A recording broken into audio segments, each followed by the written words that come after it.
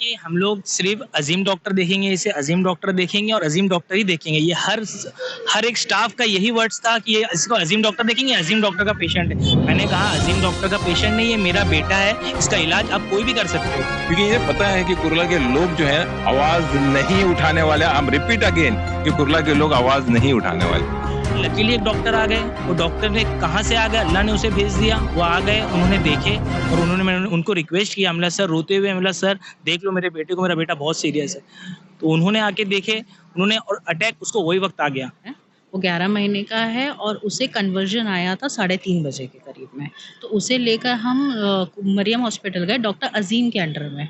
तो डॉक्टर अजीम ने उसको चेकअप किए, उन्होंने पेपर लिख के दिया कि यहाँ पे आप इसको नूर हॉस्पिटल में एडमिट कर दीजिए। लेकिन आज जो कुर्ला, स्पेशली कुर्ला के अंदर जो हॉस्पिटल है वो हॉस्पिटल नहीं रहे, वो पैसे बनाने की मशीन हो गई है, बिजनेस सेंटर। और जिनको शायद कुछ भी नहीं पता हो कि हमारे साथ अगर गलत हो तो हमें करना क्या है।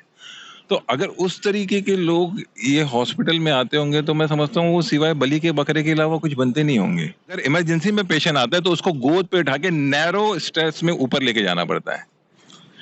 हेलो फ्रेंड्स, मैं हूँ इकबाल जुबेरी। आप देख रहे हैं डोंगरी एक्सप्रेस। इस वक्त हम मौजूद है कुर्ला में वेस्ट में क्रिटिकेयर हॉस्पिटल के पास में, और रात के 3 बज रहे हैं। इतनी रात में हमारा कवरेज करने का एक मेन रीज़न है लापरवाही। ऐसी लापरवाही जो अगर छोटी मोटी नुकसान देने के खदशा रहता या नुकसान देने का अंदेशा रहता तो शायद इग्नोर किया जा सकता था। यहाँ एक बच्चा जो 11 महीने का बच्चा है, उसके जान के साथ लापरवाही की गई, और ये लापरवाही की एक डॉक्टर ने, और उसके बाद डॉक्टर के बाद पूरे हॉस्पिटल ने, मैनेजमेंट ने और स्टाफ ने। तो आइए जानते हैं उस बच्चे की आंटी और उनके डैडी हमारे साथ में मौजूद है, हनीफ भाई, रेशमा अपा। तो हम इनसे जानते हैं सारी डिटेल क्या है। रेशमा अपा, जो आप बता रहे बच्चा 11 महीने का, उसका नाम क्या है? उसका नाम मोहम्मद उमर है। वो 11 महीने का है और उसे कन्वर्जन आया था 3:30 बजे के करीब में। तो उसे लेकर हम मरियम हॉस्पिटल गए डॉक्टर अजीम के अंडर में। तो डॉक्टर अजीम ने उसको चेकअप किए, उन्होंने पेपर लिख के दिया कि यहाँ पे आप इसको नूर हॉस्पिटल में एडमिट कर दीजिए। हम नूर हॉस्पिटल गए एडमिट करने के लिए। उस टाइम पे डॉक्टर से बात हुई थी डिपॉजिट के रिगार्डिंग। तो डिपॉजिट उन्होंने कहा कि आप भर दीजिए और फिर पेशेंट को एडमिट कर दिया जाएगा। उस तक का सब ठीक था। उसके बाद में ट्रीटमेंट के लिए उन्होंने मेडिसिन्स मंगाए, हमने मेडिसिन्स ला कर दिए। आईवी लगी हुई थी, डॉक्टर अजीम ने खुद लगाए थे आईवी, और वो ऑब्जर्वरशिप में ही रखा गया था बच्चे को ड्रिप लगाकर। और उसे फिर उसके बाद में वो बच्चे पे कुछ ध्यान ही नहीं दिया गया हॉस्पिटल में। जैसे आप जब हॉस्पिटल में गए तो उधर कोई डॉक्टर वगैरह मौजूद था वहाँ पे देखने के लिए, ऑब्जर्व करने के लिए? आरएमओ अवेलेबल थी, एक सिंगल आरएमओ वहाँ पे अवेलेबल थी जिसने बच्चे को देखा है। उसने वाइटल्स लिए हैं बच्चे के, और उसके बाद बच्चे को ड्रिप स्टार्ट कर दी गई थी। तो जब वो आरएमओ ने बच्चे को देखी तो उसने आगे कुछ अपने सीनियर से कुछ बात करे, उस बारे में क्वेश्चन करे, या मतलब क्या ट्रीटमेंट देना है इसके बारे में कुछ उनको ऑर्डर है? कि हम लोग सिर्फ अजीम डॉक्टर देखेंगे, इसे अजीम डॉक्टर देखेंगे और अजीम डॉक्टर ही देखेंगे। ये हर एक स्टाफ का यही वर्ड्स था कि ये इसको अजीम डॉक्टर देखेंगे, अजीम डॉक्टर का पेशेंट है। मैंने कहा अजीम डॉक्टर का पेशेंट नहीं, ये मेरा बेटा है, इसका इलाज आप कोई भी कर सकते हो। जब आपसे ये इन लोग स्टाफ वाले बोल रहे थे कि अजीम डॉक्टर ही देखेंगे, उस वक्त बच्चे की सिचुएशन क्या थी? बच्चे की सिचुएशन ऐसी थी कि बच्चा सीरियस था, वो शिवर कर रहा था, उसे बुखार था, टेम्परेचर उसको एक अटैक आ चुका था, वो अकड़ी हो चुकी थी उसके साथ। तो मैं बोला वापस उसको हो जाएगा, तो बोलते कि इसको अजीम डॉक्टर ही देखेंगे। तो मैंने बोला अजीम डॉक्टर हैं कहाँ? बोले वो फ़ोन नहीं उठा रहे। मैं बोला सर आप इसको तो बहुत लापरवाही से ले रहे हैं। मैं ये नहीं कह रहा हूँ कि अजीम डॉक्टर आप कोई तो देख लो, कोई तो मेरे बेटे को बचा लो। तो वहाँ लकीली एक डॉक्टर आ गए, वो डॉक्टर ने कहाँ से आ गए, अल्लाह ने उसे भेज दिया। वो आ गए, उन्होंने देखे और मैंने उनको रिक्वेस्ट किया, हमला सर रोते हुए, हमला सर देख लो मेरे बेटे को, मेरा बेटा बहुत सीरियस है। तो उन्होंने आके देखे, उन्होंने और अटैक उसको वही वक्त आ गया। और वो डॉक्टर वहाँ नहीं होते तो सेकंड अटैक, अगर वो डॉक्टर वहाँ नहीं होते तो शायद कुछ भी हो सकता था। और डॉक्टर अजीम की वजह से मेरा बेटा अभी क्रिटिकेयर में आ गया है और वो PSI में है और बहुत सीरियस है। डॉक्टर अजीम ने उसके बाद आपसे कांटेक्ट किया था या आपने उनसे कांटेक्ट करने की कोशिश की? सर मैंने उनसे कांटेक्ट करने के लिए वहाँ से मेरे को कहा गया कि वो मरियम हॉस्पिटल में मिलेंगे। मैं मरियम हॉस्पिटल भाग के गया उनको बुलाने के लिए, क्योंकि वो फ़ोन नहीं उठा रहे थे। तो मरियम हॉस्पिटल गया, वहाँ गया तो उन्होंने बोले कि 5 मिनट हो गया, तो यहाँ से जा चुके। तो मैं बोला कहाँ मिलेंगे? बोले सर नहीं पता। तो मैं उनको ढूंढते परेशान होकर वापस वहाँ गया, तो वहाँ पे अयाज डॉक्टर मिले। उन्होंने देखा, उन्होंने बोला कि अभी सीरियस कंडीशन है, आप इसे NICU या PICU में लेके चले जाइए। तो फिर हम यहाँ पे क्रिटिकेयर आ गए। नूर हॉस्पिटल में आप कितने बजे से कितने बजे तक थे? सर हम वहाँ पे मेरे बेटे को मैंने 3 बजे एडमिट किया और 9 बजे तक हम वहीं थे। 6 घंटे तक ना डॉक्टर का कॉल आया, ना डॉक्टर खुद आए, ना डॉक्टर ने फ़ोन उठाया। सिर्फ उन्होंने एक ही बार बात की जब डिपॉज़िट करना था, हमने डिपॉज़िट किया, उसके बाद से डॉक्टर का कोई पता नहीं है। आपने मेडिसिन्स वगैरह ऐसा कुछ रीज़न उन्होंने बताया कि मेडिसिन्स है, नहीं है, क्या है? मेडिसिन के लिए तो उन्होंने मेरे को दे दिया हाथ में, मैंने मेडिसिन भी लाके दिया। 2 बार उन्हें मेडिसिन लाके दिया। अब दूसरी बार तो जब डॉक्टर तो आया आपने जो मेडिसिन्स दिए थे उन्होंने वो बच्चे को दिए? अब सर पता नहीं, कुछ भी नहीं दिए सर उन्होंने, कुछ भी नहीं दिए उन्हें उसके। जब डॉक्टर अयाज़ आए, जब उसे हाई टेम्परेचर हो गया तो बोला गया कि अब इसे दवा दो। अभी इसे दवा देके मतलब उस अटैक आने के बाद उसे दवा दी गई, सेकंड अटैक के बाद? सेकंड अटैक के बाद। रेशमा आप मेडिकल फील्ड से तो आपको ज़्यादा इसके बारे में नॉलेज है। जैसे कि अगर बच्चे को उधर पे ऑब्जर्व के फर्स्ट ऑब्जर्व होता तो क्या कंडीशन होती और नहीं होने की वजह से क्या हुई? कन्वर्जन आया था, फ़ीवर की वजह से कन्वर्जन आया था, तो फ़ीवर कंट्रोल करना था। फ़ीवर कंट्रोल करने के लिए मेडिसिन्स लाके डेस्क पे रखी थी। मैंने खुद देखा है, वो अनयूज़्ड मेडिसिन्स वहाँ रखी थी। अगर वो अपने पास से भी अगर उसको मेडिसिन्स अगर इंट्रोड्यूस करते थे, लेकिन जब दूसरे डॉक्टर वहाँ पे आए, जब उसको एकदम शीवर हो रहा था, मैं वहाँ पे मौजूद थी। मैंने खुद वहाँ पे देखा कि सिस्टर ने वो मेडिसिन्स उसको नहीं दिया था। वो तभी वो ओपन कर रहे हैं, बच्चा रो रहा है, पैनिक में है, शीवर कर रहा है, आप उसके मुँह में मेडिसिन डाल रहे हो कि नहीं अभी रुकेगा, फिर स्पंजिंग करना है, ठीक है। उसमें बच्चे को अटैक आ गया, यानी फीवर उस लेवल तक बढ़ चुका था। तो ये लापरवाही से हुआ है। अगर उसको प्रॉपर आप टेम्परेचर चेक करते थे, ऑब्जर्वरशिप में रखे थे, तो ऑब्जर्वरशिप करना चाहिए था। आप उसका टेम्परेचर चेक करते, सब करते। ये जो बच्चे की आज कंडीशन हुई है, ये न्यूर हॉस्पिटल के जो स्टाफ की लापरवाही की वजह से अजीम हुई की है। वजह से हुई है, डॉक्टर अजीम की वजह से। अगर वो आ जाते, वो बच्चे को देख लेते तो शायद नहीं होता। उन्होंने एक भी बार ना कॉल किया, ना फ़ोन उठाया, ना वो खुद आए। और मैं अभी भी गया था वहाँ पे अभी भी गया था, मैंने डॉक्टर अजीम आए कि मुझे उनसे मिलना है, मेरी बेटी की कंडीशन ऐसी हो गई। बोले वो अभी तक नहीं आए। तो ये जिस तरह से उधर पे मतलब आप लोग के साथ बिहेव हुआ, ट्रीटमेंट हुआ नहीं है, तो हॉस्पिटल का क्या मतलब वो व्यवहार रहा आप लोगों के साथ में इस पीरियड में 3:30 बजे से रात के 9 बजे तक? उन्होंने तो ऐसा लगा कि वहाँ तो खेल चल रहा है। पहली बात तो वो हँस के बोल रहे हैं, मेरे को बोल रहे हैं कि अरे डॉक्टर अजीम देखेंगे। अरे मतलब डॉक्टर अजीम देखें, मेरे बेटे को कोई तो देखो, या हॉस्पिटल में खड़ा हूँ मैं। तो मतलब वहाँ पे कोई एंटरटेन मेरे को कोई भी नहीं किया। सब यही बोल रहे हैं डॉक्टर अजीम देखेंगे। अरे डॉक्टर अजीम है कहाँ? बोले वो फ़ोन नहीं उठा रहे। वहाँ पे आरएमओज़ मतलब नहीं है, वहाँ पे सिंगल आरएमओ है, वहाँ पे आईसीसीयू में नर्स नहीं है, ऑब्जर्वरशिप के लिए स्टाफ नहीं है, वो अनट्रेन्ड है जो आ रहे हैं। वहाँ पे ज़रा भी हाइजीन नहीं थे, यानी वो तो छोटी चीज़ है, अभी तो ये बहुत बड़ा सीवियर मैटर हो गया, लेकिन वहाँ हाइजीन से लेके प्राइवेसी कोई भी ऐसी चीज़ फैसिलिटी अवेलेबल नहीं थी। मैंने एक पोस्ट कर दिया, मैं जो फेस करे मैंने एक सोशल मीडिया पे पोस्ट कर दिया, मुझे वो पोस्ट डिलीट करने के लिए कहा गया, क्योंकि बोले अभी तो हो गया, क्योंकि बच्चे को तो अब एम्बुलेंस डाल के दूसरे हॉस्पिटल ले जा रहे हैं, तो आप पोस्ट डिलीट कर दो। ये तरीका नहीं ये है। नूर हॉस्पिटल वालों ने पोस्ट हॉस्पिटल में मुझे पोस्ट डिलीट करने के लिए भी कहा गया। प्रेशर बना है। प्रेशर बना है कि आप पोस्ट डिलीट कर दो, हम देख रहे हैं, हम एम्बुलेंस कर रहे हैं। आपने जब देखा होता तो आज बच्चे की ये कंडीशन नहीं होती। आज क्रिटिकल केयर में बच्चा एनआईसीयू पीआईसीयू में है, आप उसकी कंडीशन देख लो कितना सीवियर है वो। अगर आपने अभी थोड़ी देर पहले बताया था बच्चे को ब्रीथिंग में भी कुछ प्रॉब्लम हुई थी, तो उसको ऑक्सीजन कैसे दिया गया? बच्चे को ब्रीथिंग में इशू हुआ, डॉक्टर ने खुद अपने को उनको होल्ड करके आईसीसीयू में लेकर गए। आईसीसीयू में माउथ टू माउथ उनको एयर पास सीपीआर जैसा दिया गया। उनको सब कुछ वहाँ पे एकदम ऐसा चालू था ना कि, लेकिन अगर वो थोड़ा सा ध्यान दे देते बच्चे के ऊपर, उसे कन्वर्जन नहीं आता तो इस सिचुएशन में बच्चा नहीं जल्दी पहुँचता से था। 6 घंटा इंतजार करने के बाद उसका इलाज किया गया, वो भी अटैक आने के बाद। तो आप समझ सकते कि मतलब मेरे बेटे की जान पे आ गई थी, अल्लाह ने उसे बचा लिया है, अभी तक तो बचा के रखा है। तो ये हाल है मुंबई सिटी, आर्थिक मुंबई सिटी मुंबई का। मुंबई के बिल्कुल बीचों बीच कुर्ला में नूर हॉस्पिटल है। इस हॉस्पिटल में मैनेजमेंट सिस्टम इतना ख़राब है और इतना बेकार है कि शायद ही किसी गांव खेड़े में ये मैनेजमेंट सिस्टम हो। वहाँ पे बच्चे को जब फर्स्ट ट्रीटमेंट देना चाहिए था, 6 घंटे तक बच्चे का कोई ट्रीटमेंट नहीं दिया गया, जिसके कारण अगर फर्स्ट ट्रीटमेंट स्टार्ट में ही दे दिया जाता तो ये बच्चे की आज इतनी क्रिटिकल कंडीशन नहीं होती।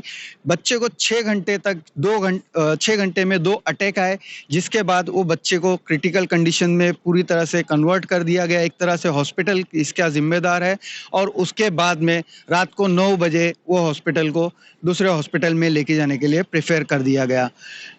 और भी ऐसी लापरवाही जो है हॉस्पिटलों की सामने आती है, जिसके वजह से अक्सर डॉक्टर जो बदनाम होते हैं। हम ये नहीं कहते कि कोई एक डॉक्टर है या सभी डॉक्टर है, कोई भी हो सकता है, कभी भी हो सकता है, लेकिन यहाँ देखा गया है बिजनेस।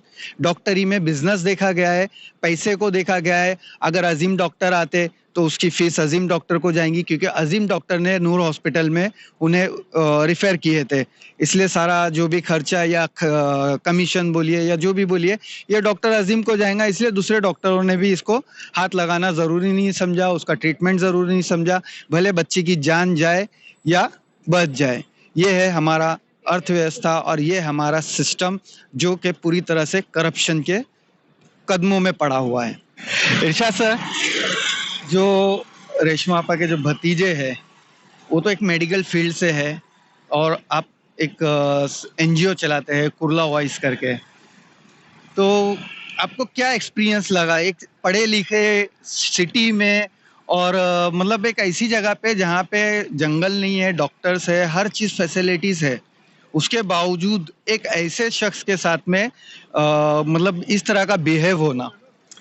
देखिए, मैं थोड़ा सा ताज्जुब में हूँ और थोड़ा सा मैं घबराया भी हूँ इस चीज़ को लेकर कि ये तो कुर्ला वॉइस मेडिकल टीम के पास ये मुद्दा आया और कुर्ला वॉइस मेडिकल टीम इसमें इन्वॉल्व हुई और सारी चीज़ें इसकी छानबीन की गई और ये मुद्दे को उभारा भी गया।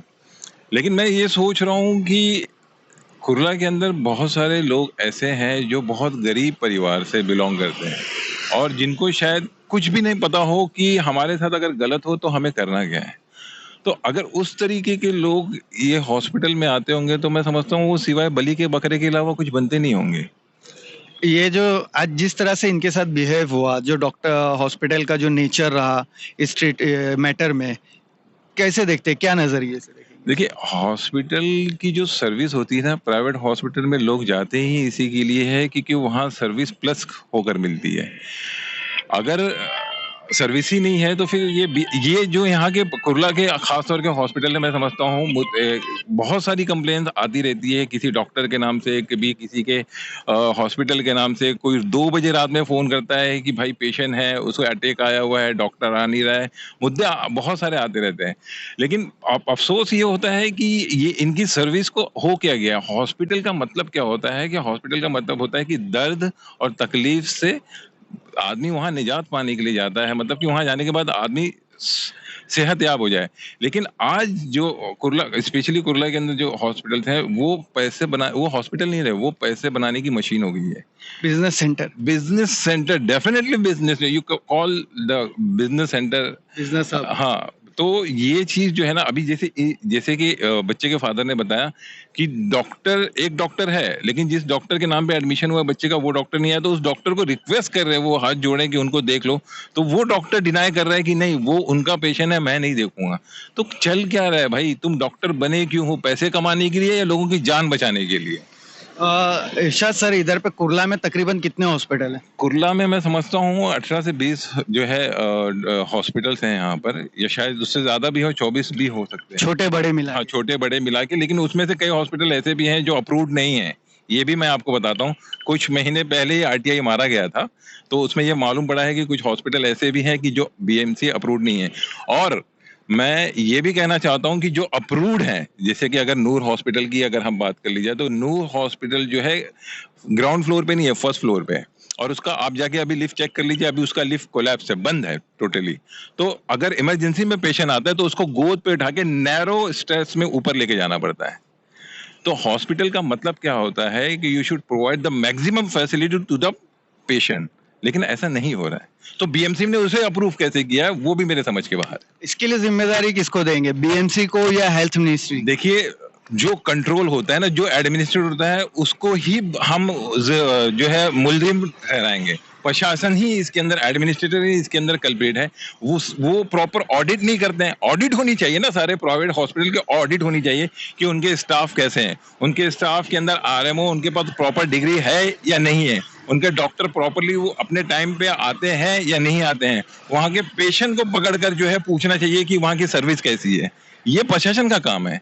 कहीं ना कहीं प्राइवेट हॉस्पिटलों के लिए रूल्स और रेगुलेशन से उनके लिए कुछ गाइडलाइंस ओपन की दी जाती है हॉस्पिटल चालू करने के लिए, उन गाइडलाइंस को इधर पे फॉलो किया जा रहा है, दिखा आपको हॉस्पिटल? गाइडलाइंस सर, गाइडलाइंस तो बहुत बड़ी है। अगर हॉस्पिटल के रूल्स एंड रेगुलेशन देखे जाए तो मैं समझ, अगर मैं उससे कट टू कट अगर मैं ऑडिट करने जाऊं ना, तो मेरे ख्याल से कुर्ला का हर हॉस्पिटल उससे बाहर हो जाएगा।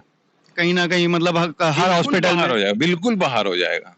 मतलब कोई लिमिट नहीं है, ना पैसे लेने की कोई लिमिट है ना। यहाँ के हॉस्पिटल भी ऐसे हैं कि आप दूसरी जगह आप अगर चले जाएं तो बहुत सारे हॉस्पिटल हैं जो नीडीज पेशेंट के लिए ना बहुत सारी जो है कैंप्स चलाते हैं, कैंप करते रहते हैं। आप कुर्ला के हॉस्पिटल को उठा के देख लीजिए, कोई हॉस्पिटल कैंप नहीं करता, यहाँ पे कोई भी कैंप नहीं करता है। जबकि ये प्राइवेट हॉस्पिटल करते हैं, ये करना चाहिए इनको, क्योंकि उनको अवेयरनेस भी होती है और लोगों को अवेयरनेस होती है और हॉस्पिटल का बिजनेस भी एक्सपांड होता है और उसके एडवर्टाइजमेंट भी होती है। लेकिन यहाँ किसी को मतलब क्यों? क्योंकि ये पता है कि कुर्ला के लोग जो है आवाज नहीं उठाने वाले। हम रिपीट अगेन कि कुर्ला के लोग आवाज नहीं उठाने वाले। हमने कहीं ना कहीं ये देखा है कि कुर्ला के जितने भी हॉस्पिटल है यहाँ पे जैसे स्कीम चलती है, सरकारी स्कीमें है, प्रधानमंत्री योजना, सरदार वल्लभ भाई और कौन कौन सी स्कीम है, जो स्कीमों के तहत उस प्राइवेट हॉस्पिटल में फ्री में भी ट्रीटमेंट होता है, लेकिन कुर्ला के किसी भी हॉस्पिटल में ऐसी कोई स्कीम नहीं चलाई जाती है। दूसरी बात यह है कि हॉस्पिटल जो हो गए हैं आज की तारीख में पूरी तरह से बिजनेस हब बन गए हैं। वहाँ से पैसे कैसे कलेक्शन करना और कितना बिजनेस करना, ये उनका टारगेट होता है, डॉक्टरों का, हॉस्पिटल का और स्टाफ का। अगर इसमें से कहीं कुछ ज़रा सी भी कमी हो जाए स्टाफ से या मैनेजमेंट हॉस्पिटल डॉक्टरों से, तो वो उनकी सैलरी से कट हो जाता है, जो उनका बिजनेस में नुकसान कहलाता है। इसी के साथ मैं अपनी रिपोर्टिंग क्लोज करता हूँ। डोंगरी एक्सप्रेस से इकबाल जुबैरी।